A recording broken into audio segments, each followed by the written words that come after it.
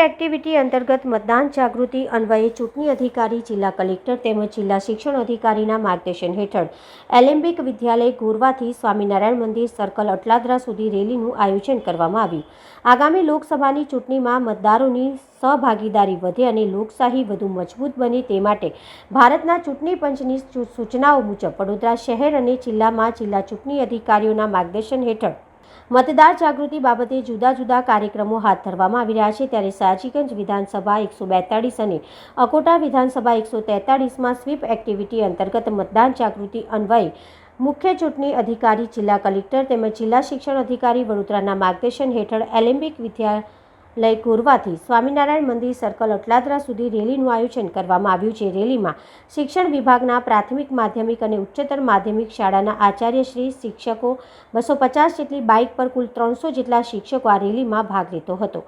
અટલાદરાથી પરત થઈ ગેંડા સર્કલ ખાતે રેલીનું સમાપન કરવામાં આવ્યું હતું.